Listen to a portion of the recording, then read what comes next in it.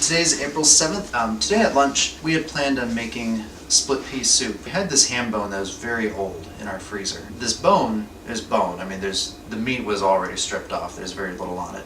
I'm really just using it to get a little bit of the ham flavor. As I was done and I needed to remove the bone, I kept looking around in the soup for the bone and I couldn't find it. I was seeing pieces of ham. I'm going all through the soup, twirling around, and I couldn't find a bone. And I didn't remove anything. I said, I think God turned our bone into ham meat because there's meat here. There's no fanfare from God's part or anything, but it was definitely a blessing. We were really hungry. We had a really good filling soup and we got tons of leftovers. I'm reminded too that Jesus' first miracle in a whole series of ministry was turning water into wine.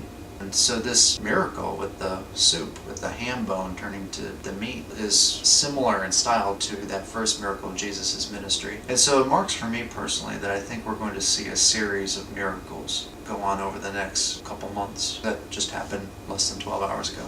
I can add, I was really hungry. I'm a carnivore. I struggle a little bit with weight. I weighed myself this morning, found out I was underweight. And so really, it was just a huge blessing from him because he knew what I needed. I am so thankful for the way he takes care of just the little things like needing to have meat or bringing a check early. If we had taken care of it ourselves, he wouldn't have had room to act.